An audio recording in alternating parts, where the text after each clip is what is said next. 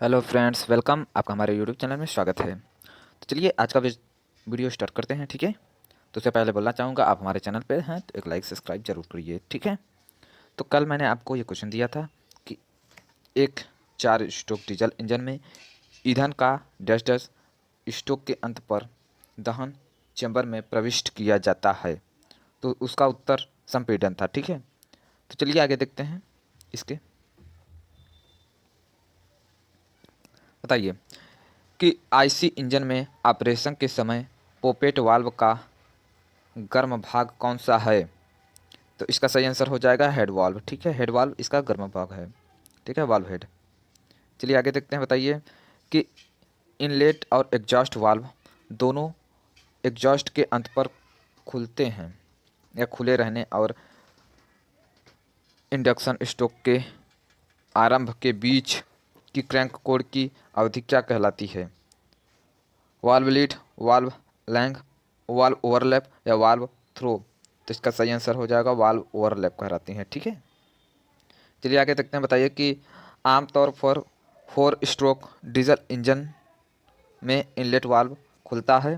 तो इसका सही आंसर हो जाएगा टीडीसी से 10 डिग्री पहले। ठीक है, चलिए आगे देखते हैं। बताइए कि डीजल इंजन को डैश डैश द्वारा मूल्यांकित यानी कि रेटेड किया जाता है। ऑक्टेन संख्या, सीनेट संख्या, फ्लैश बिंदु या फायर बिंदु। तो इसका सही आंसर हो जाएगा सीनेट संख्या। ठीक है, आगे देखिए। बताइए कि साधारणतः वाटर कूल्ड इंजन के लिए पिस्टन रिंग 0.12 mm या मिमी का बट गैप प्रत्येक डैश मिमी छिद्र व्यास के लिए प्रदान किया जाता है। तो इसका सही आंसर क्या होगा। तो इसका सही आंसर हो जाएगा 15। ठीक है, 15 छिद्र के लिए प्रदान किया जाता है। ठीक है, चलिए आगे देखते हैं। बताइए कि जब गजन पिन यानी कि पिस्टन पिन और पिस्टन बॉस और कनेक्टिंग के छोटे सिरों के बीच में फ्री हो तो पिस्टन पिन के लॉकिंग विधि का प्रकार कहलाता है। तो क्या कहलाता है। तो इसका सही आंसर हो जाएगा पूर्ण रूप से फ्लोटिंग। ठीक है, ऑप्शन नंबर डी से राइट आंसर। आगे देखते हैं। बताइए कि किस प्रकार के सिलेंडर लाइनर का आउटलेट सरफेस सरल कूलेंट या पानी के साथ प्रत्यक्ष संपर्क नहीं रखता। शुष्क लाइनर या फिर आई लाइनर या अर्ध आई लाइनर या इनमें से कोई नहीं। तो इसका सही आंसर हो जाएगा शुष्क लाइनर। ठीक है, चलिए आगे देखते हैं। बताइए कि पूर्व दहन चैम्बर की हानि है पावर हाउस, चार्ज के रिसाव की समस्या या ठंडे स्टार्टर की समस्या या इनमें से कोई नहीं। तो इसका सही आंसर हो जाएगा आपका ठंडे स्टार्टिंग की समस्या। ठीक है, बताइए कि एक 6 सिलेंडर इंजन का फायरिंग क्रम क्या है। तो इसका ऑप्शन नंबर सी हो जाएगा। ठीक है, 1, 5, 3, 6, 2, 4। ठीक है, चलिए आगे देखते हैं। बताइए कि वाल्व क्लियरेंस का उद्देश्य होता है वाल्व को फैलने देना या फिर वाल्व की गाइड में स्लाइडिंग होने देना या फिर सुनिश्चित करना कि वाल्व पूर्ण रूप से बंद होता है या फिर सुनिश्चित करना कि क्रैंकशाफ्ट घूमने के लिए स्वतंत्र है। तो इसका सही आंसर हो जाएगा आपका ऑप्शन नंबर सी, यानी कि सुनिश्चित करना कि वाल्व पूर्ण रूप से बंद होता है। ठीक है, चलिए आगे देखते हैं। बताइए कि इंजन की मेन गैलरी में एक रिलीफ वाल्व फिट किया जाता है। ठीक है, तो इस वाल्व का उद्देश्य क्या है। तो इसका सही आंसर हो जाएगा उच्चतम आयल प्रेशर को सीमित करना। ठीक है, उच्चतम आयल प्रेशर को सीमित करना। आगे बताइए कि निम्न में से किस वाहन में सामान्य रूप से 4 व्हील ड्राइव होती हैं। अम्बेसडर कार या फिर स्टैंडर्ड वैगन या फिर मैटाडोर या फिर जीप। तो इसका जो सही आंसर हो जाएगा वो जीप हो जाएगा। ठीक है, jeep is the right answer. चलिए आगे देखते हैं। बताइए बताइए कि लिप स्प्रिंग डैश डैश के द्वारा झटकों को अवशोषित करता है। तो इसका सही आंसर हो जाएगा वेंडिंग। ठीक है, वेंडिंग के लिप स्प्रिंग झटकों को अवशोषित करता है। ठीक है, चलिए आगे देखते हैं। बताइए कि निम्न में से सस्पेंशन सिस्टम या निम्न में से इंडिपेंडेंट सिस्टम है।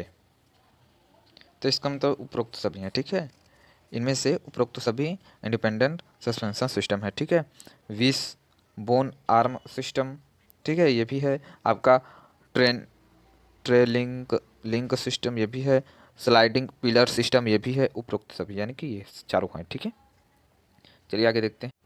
बताइए कि एंकरमैन स्टीयरिंग लेआउट आपका ड्राइविंग को सुरक्षित बनाता है, या फिर ड्राइविंग को अहेड पोजीशन का एहसास कराता है, या फिर किनियन या फिर किंग पिनियन और स्टब एक्सल पर कम लोड करता है, या उपरोक्त में से कोई नहीं। तो इसका सही आंसर हो जाएगा ड्राइविंग को सुरक्षित बनाता है। ठीक है, इसका यही मेन कारण है। चलिए आगे देखते हैं। बताइए कि डिस्क ब्रेक में डिस्क डैश डैश से संलग्न रहती है, यानी कि व्हील एक्सल सस्पेंशन सिस्टम, या इनमें से कोई नहीं। तो इसका सही आंसर हो जाएगा एक्सल। ठीक है, एक्सल, यानी कि व्हील ब्रेक में जो डिस्क रहती है एक्सल से संलग्न रहती है। ठीक है, अब बताइए कि हाइड्रोलिक ब्रेक में मास्टर सिलेंडर का कार्य क्या है। तो इसका उत्तर हो जाएगा उपरोक्त में से सभी, यानी कि ब्रेक को ऑपरेट करने के लिए हाइड्रोलिक प्रेशर बनाना, या सिस्टम में तरल को स्थिर मात्रा में बनाए रखना, ये भी है। और हाइड्रोलिक सिस्टम में से एयर को बाहर निकालने के लिए पंप के रूप में कार्य करना। ठीक है, यह सब काम होता है। ठीक है, उपरोक्त सभी। बताइए कि आगे कि निम्न कारक ब्रेक्स के प्रभाव को बढ़ाते हैं।